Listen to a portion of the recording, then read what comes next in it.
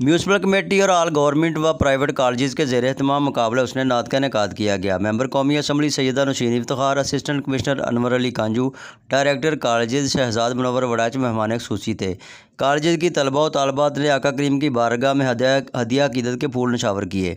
जजेस के अफराज कौमी असम्बली के ऑफिशियल सना खानान, मोहम्मद नमान रशद गौरी, उमर शहजाद एडवोकेट, उमेरुद्दीन और तकीरुद्दीन ने सर अंजाम दिए। तालबात में हाजरा रबानी ने पहली, आमना हुसैनी ने दूसरी और इकरा इकराम ने तीसरी पोजीशन हासिल की।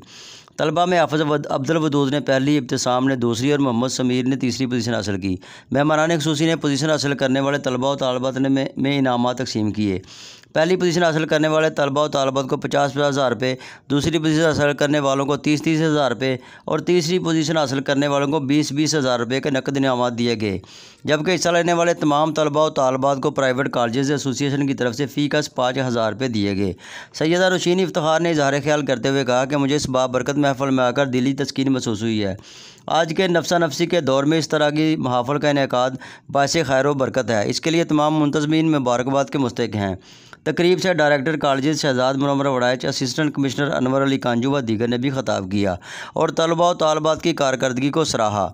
सदर प्राइवेट कॉलेज एसोसिएशन ज़हीर नज़ीर चौधरी ने तमाम मोअज़्ज़ज़ मेहमानान गिरामी, प्रिंसिपल्स, असातिज़ा, तलबा का शुक्रिया अदा किया।